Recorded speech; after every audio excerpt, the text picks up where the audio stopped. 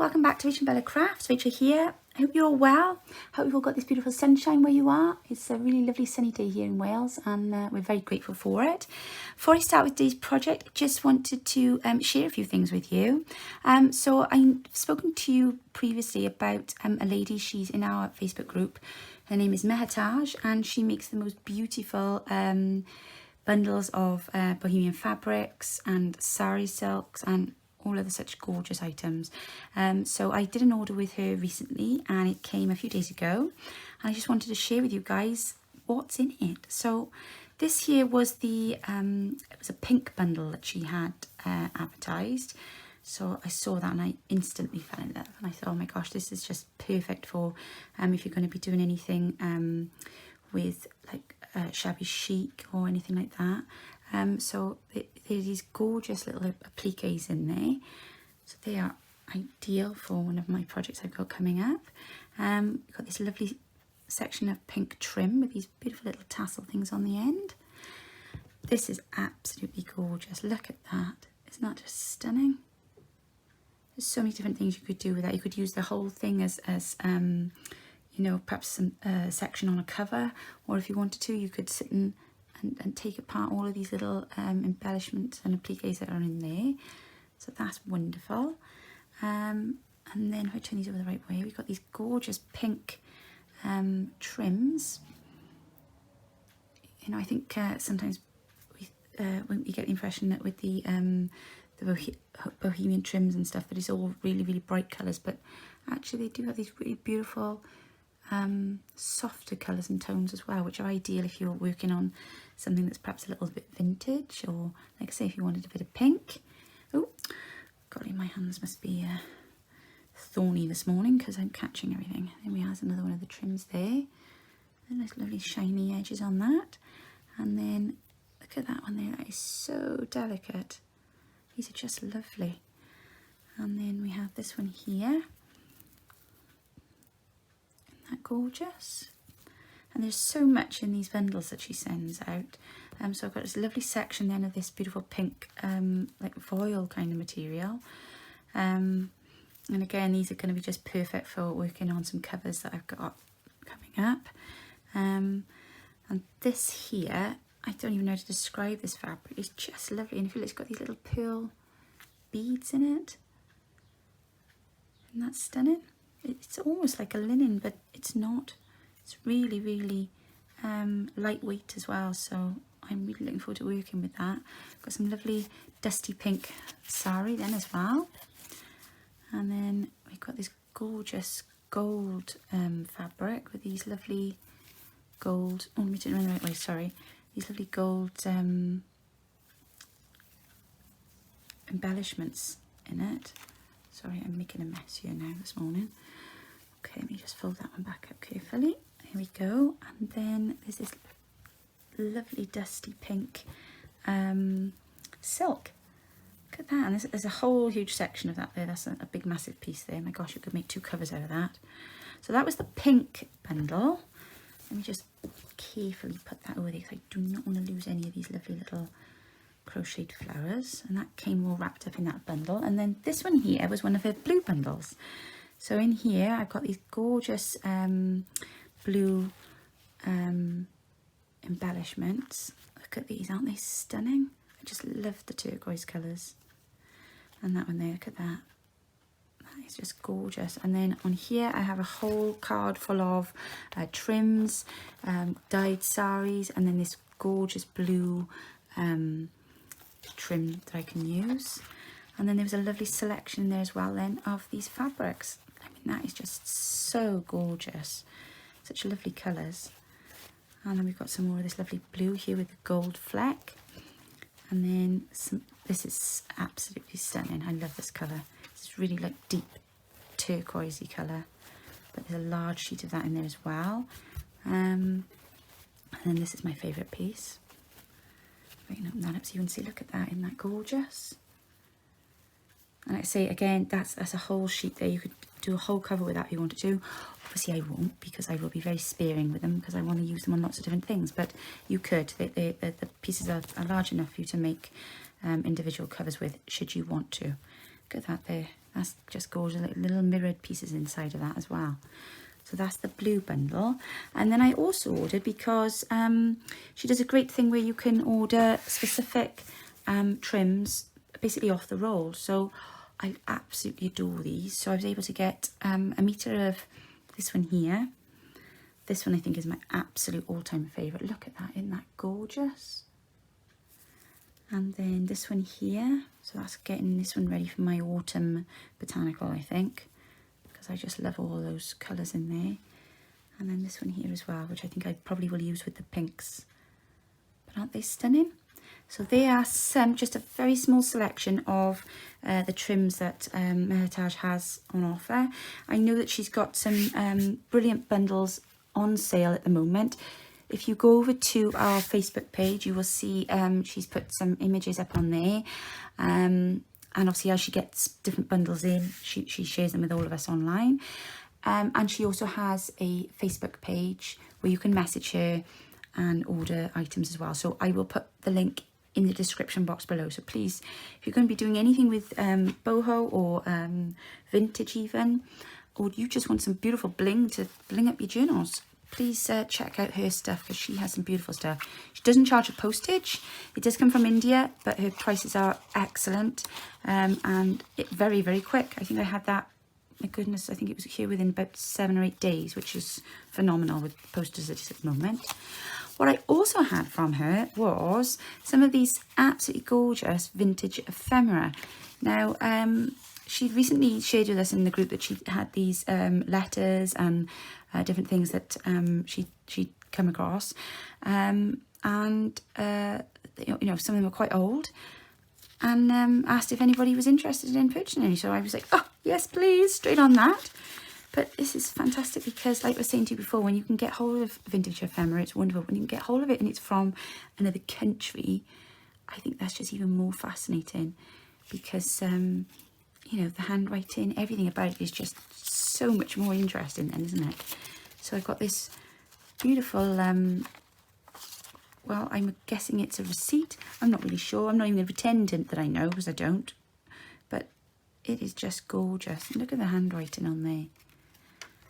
So there's that one there, and then there's another one here. So these are not old envelopes, but this year's, I think this is old airmail.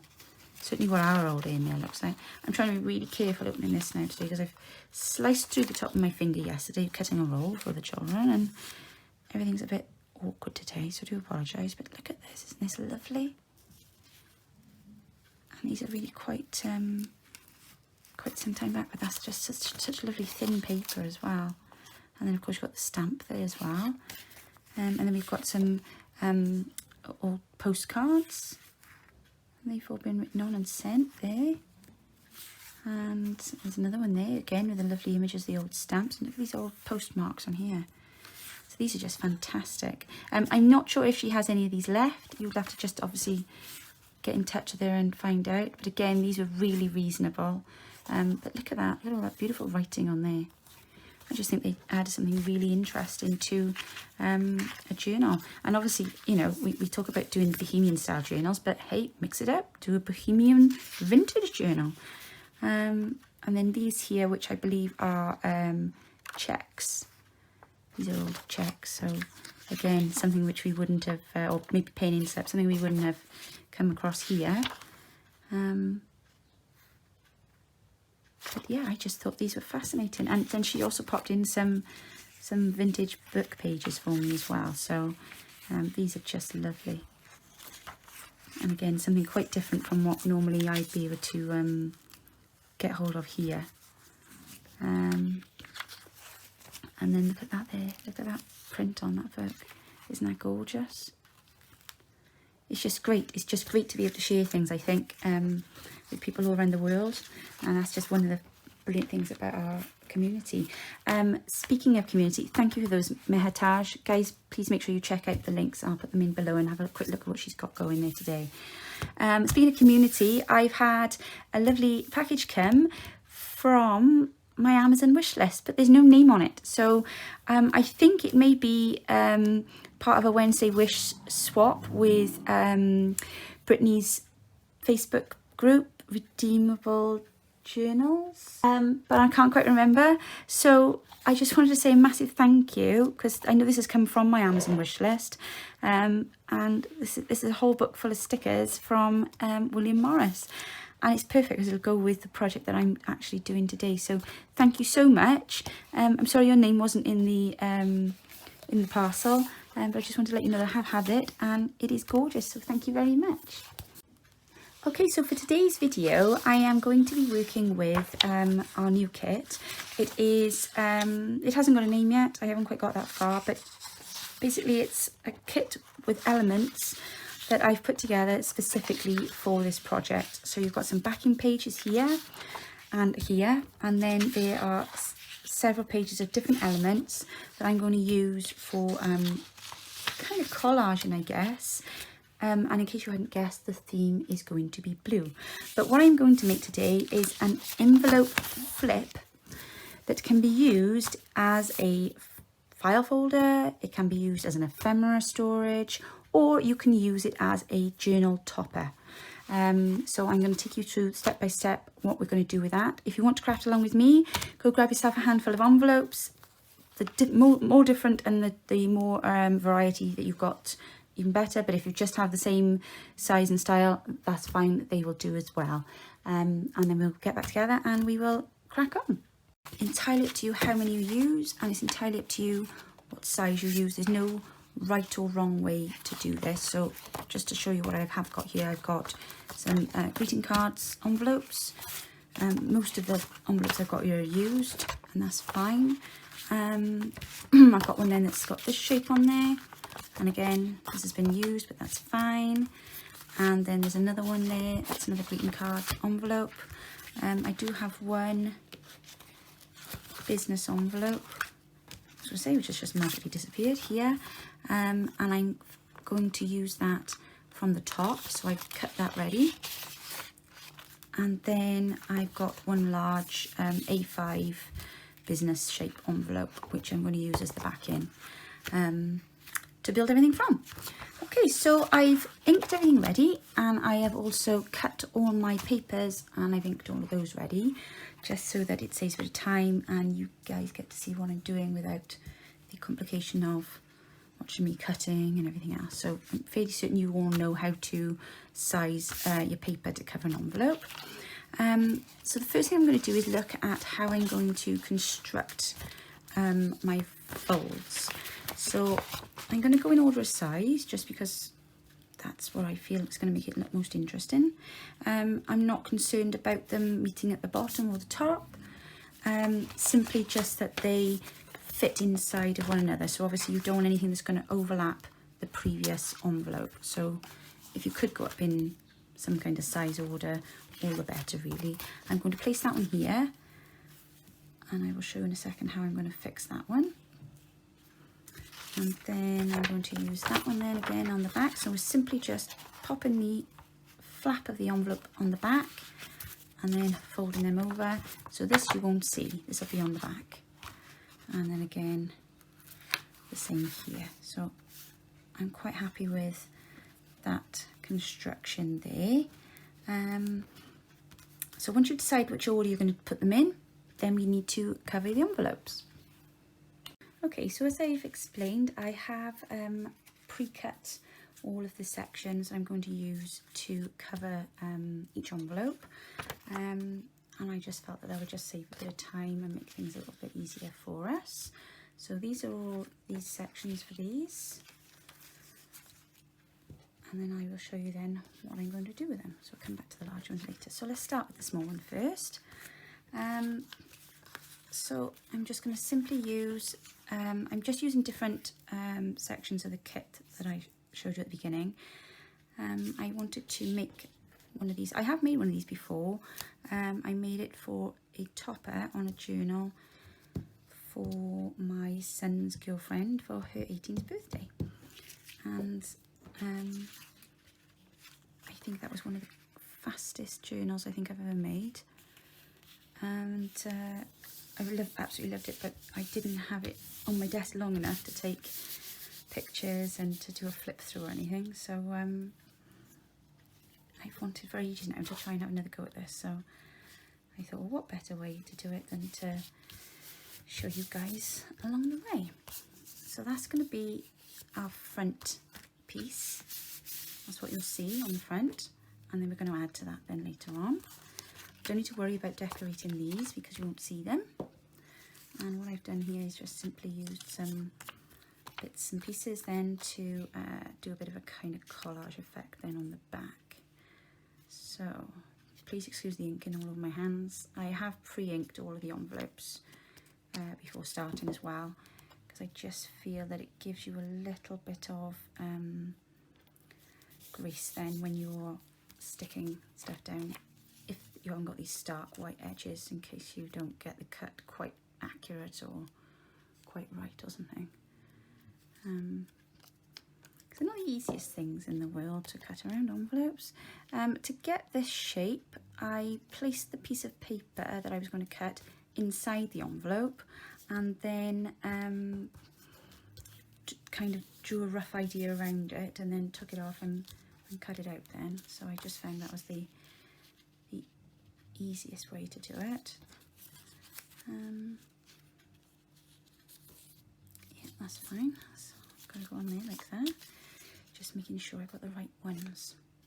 So it's been a bit of a funny day here today. My youngest has just graduated from primary school today. So primary school here in the UK is ages 4 to 11. So I'm not quite sure what that will be for you guys, but basically he's 11 and he's off now to big school in September.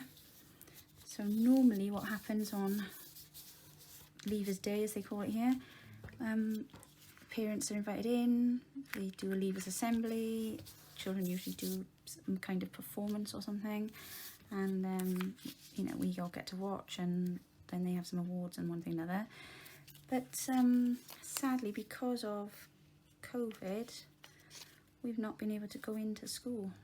So they did something really lovely for us, and they did it on the internet, and one of the staff, they filmed it live, and then they streamed it on Instagram Live, which I've never watched before, you know, never needed to use, but it was brilliant. And they set up a, you know, a secure page on there, and you know, you were only able to watch if you basically had children in that class. So that was lovely. It was a nice little treat for us this morning. I think I'm going to just put that there to add a little bit of, I'll just finish that off really. Yeah, so I saw my son having his award. He's very, very tall, and he went up to the head teacher. She called him out to come up and get his little trophy. He had an award for outstanding achievement in general knowledge and you know, basically knowing anything about science and things like that. So he'll be very pleased about that. That's all that Trivial Pursuit we've been playing through lockdown is paying off. But yeah, very proud of him today. Just a little sad, obviously, not to have been able to be there for them, but here we are. It's just one of those things, isn't it? Okay, so that's the first one covered. Right, okay, so that's done. Sorry, I turned that around because I realised I had it that way, and it should have been this way, because obviously I'm just going to open it in that direction. But we'll finish that off a bit later with any other bits and pieces that we're going to add. So that's number one done. So we'll just quickly add these onto here now. So